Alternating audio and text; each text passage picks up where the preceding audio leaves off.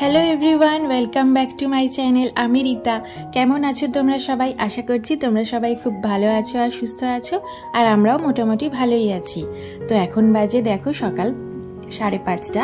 আজকেও আমি যথারীতি 5টার সময় উঠে পড়েছি, আর সেই সাথে কাজগুলো ঝটপট করে সেরে নেওয়ার চেষ্টায় আছি, যেটা তোমাদেরকে রোজই বলে থাকি। তাহলে দেখো এই যে সকালবেলা উঠেই আগে ঘরটাকে ভালো করে ঝাঁট দিয়ে নিচ্ছি।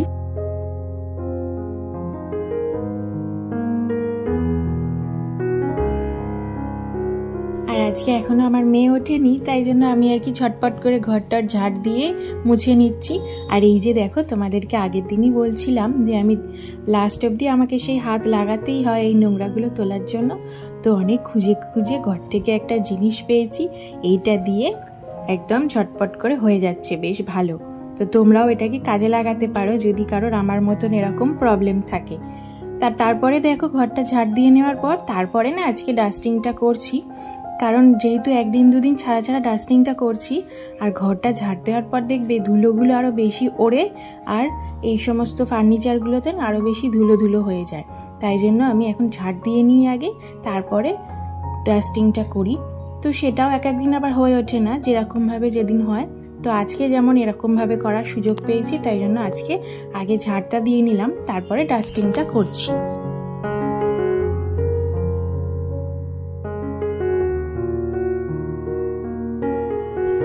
তো ওই দিকের কাজগুলো মোটামুটি কমপ্লিট করে এবারে চলে এসেছি রান্নাঘরের কাজটা এগিয়ে রাখতে। তো তোমাদের তো আমি আগেই বলেছি যে আমি সবজিপাতি কেটে নিয়ে কিছুক্ষণ ভালো করে জলে ডুবিয়ে রাখি।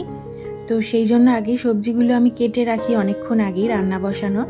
তো সেটাই এখন করে নিচ্ছি। আর আজকে যেহেতু আমাদের নিরামিষ খাওয়া হয়, তাই জন্য ভাবছি আজকে একটু ঝিঙে আলু পোস্ত করব, আর দেখি কি করি। তো সেগুলোই ঝটপট করে এখন কেটে নিচ্ছি।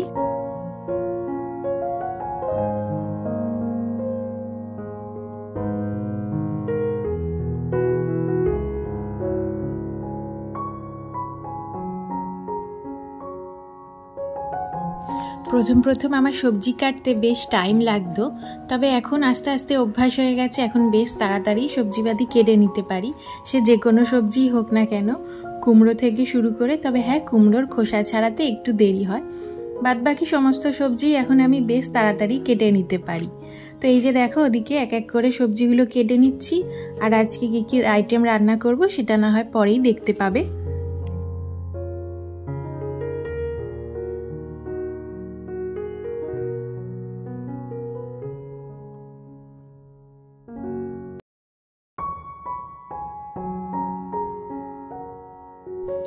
তো কি রান্না করব ভেবে ভেবে দেখি ফ্রিজে ভেন্ডিগুলো খারাপ হতে যাচ্ছে। তো সেই জন্য ভাবলাম এগুলোকেই করে ফেলি, যতদিন থাকবে, নাহলে খারাপ হয়ে যাবে। তো ভেন্ডি আলু ভাজাই করে নিলাম, কারণ যেহেতু পোস্ত হচ্ছে সেই সাথে আর ভেন্ডির তরকারি বেশি হয়ে যাবে, কারণ একজন লোকের জন্য আর কতই বা রান্না হবে বলো। তো সে কারণে আজকেও ভেন্ডি আলু ভাজাটা করে নিচ্ছি। আর ভেন্ডি আলু ভাজা খেতে বেশ আমার ভালো লাগে, তো সেই জন্য এটা প্রায় মাঝে মাঝেই হয়ে থাকে।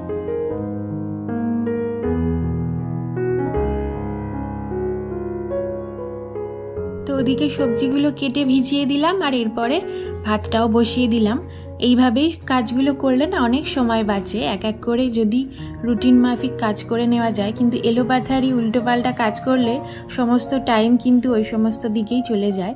তো কোন কাজটা আগে করে নিতে হবে আর কোন কাজটা পরে করে নিতে হবে, সেটা কিন্তু নিজেকেই ঠিক করে নিতে হবে, নিজের ফ্যামিলি অনুযায়ী, নিজের কাজ করার ক্যাপাবিলিটি অনুযায়ী।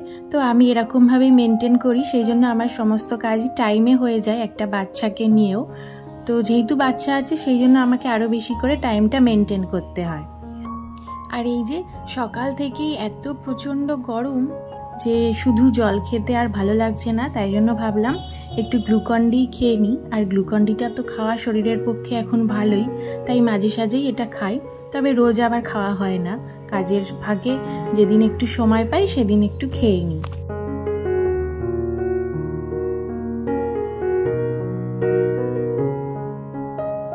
তো এই যে এবারে ভিন্ডি আলু ভাজাটা ভেজে নিলাম, আর তার আগে দেখতেই পেলে একটা পটলও ভেজে নিয়েছিলাম। পটলটাও বেশ অনেক দিন ধরে ফ্রিজে পড়ে নষ্ট হচ্ছিল, তো সেই জন্য ভাবলাম ওটা আর কি করব, ওটাকেও ভেজে নিই। তো একটু ভাজাভুজি খাওয়াও হয়ে যাবে আজকে। তো তো যাই হোক এক দিন খাওয়া যেতেই পারে, তবে রোজ রোজ নয়। আর এই যে এবারে ভেন্ডি আলু ভাজাটা হয়ে যাওয়ার পরে পোস্তটা বসিয়ে দিলাম। আর পোস্তর রেসিপি আর আলাদা করে কি শেয়ার করব, এটা এক একজন এক এক রকমভাবে করে আমি দেখেছি। তো আমি যেরকমভাবে করছি সেটাই বলে দিচ্ছি।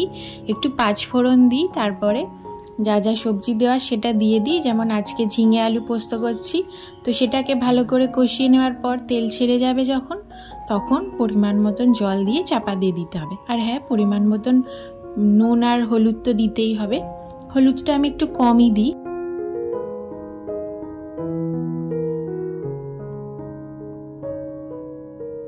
আর ওদিকে রান্নাবান্না সব বসিয়ে দিয়ে প্রায় কমপ্লিট করে আসার পরে, মানে পোস্তটা আর কি বসিয়ে দিয়ে এসেছি, তারপরে এবারে নিজের জন্য ব্রেকফাস্টটা রেডি করে নিচ্ছি। আজকে খাচ্ছি হচ্ছে পাউরুটি দিয়ে জেলি দিয়ে একটা টোস্ট।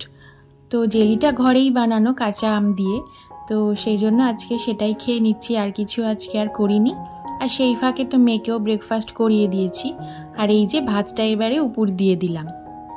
আর এই যে দেখো পোস্তটাও আমার হয়ে এসছে, তো সেই জন্য এবার পোস্তটা দিয়ে দিলাম। এরপরে আর বেশিক্ষণ ফোটাই না, পোস্ত দেওয়ার পর বেশিক্ষণ ফোটাতে নেই। তো কিছুক্ষণ পোস্তটা যেই মোটামুটি 1-2 মিনিট মতন রেখে তারপরে নামিয়ে দিই। আর এই যে দুধটা ঠান্ডা হয়ে যাওয়ার পর এবারে টেবিলে এনে রেখে দিলাম। যারা যারা এত দূর অবধি আমার এই ভিডিওটা ধৈর্য সহকারে দেখেছেন তাদেরকে অসংখ্য ধন্যবাদ। আর যদি ভিডিওটি ভালো লেগে থাকে তাহলে একটি লাইক করবেন, আর কেমন লাগছে কমেন্টে জানাতে ভুলবেন না। আর এরকম ভিডিও যদি আরও দেখতে চান, চাইলে আমার চ্যানেলটা সাবস্ক্রাইব করে আমার পাশে থাকতে পারেন, আমার এই ছোট্ট পরিবারের সদস্য হয়ে যেতে পারেন। আর যারা যারা কাজটি অলরেডি করে দিয়েছেন তাদেরকে অসংখ্য ধন্যবাদ।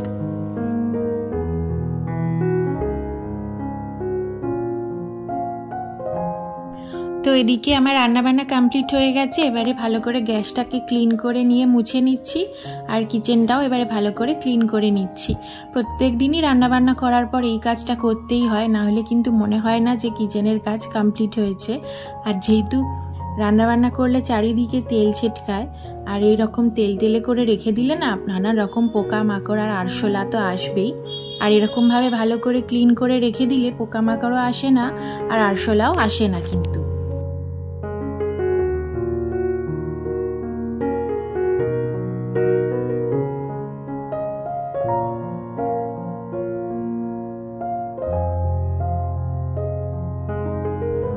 আর তোমরা যারা প্রিভিয়াস ভিডিওগুলোতে কমেন্ট করছো তাদেরকে অনেক অনেক ধন্যবাদ।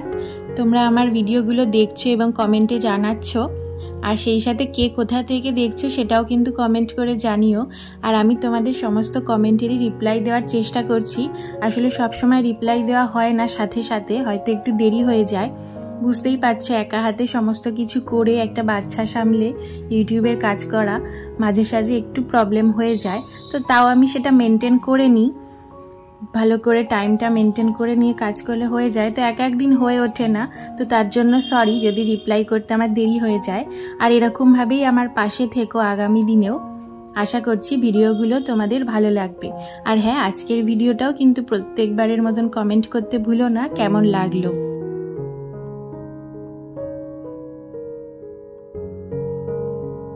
তো দেখো এদিকে কথা বলতে বলতে আমার রান্নাঘরটাও কিন্তু মোটামুটি ক্লিন করা হয়ে গেছে। এবারে যা যা বাসন পড়েছে সেগুলো মেজে নিলেই মোটামুটি রান্নাঘরের কাজ একদম কমপ্লিট হয়ে যাবে।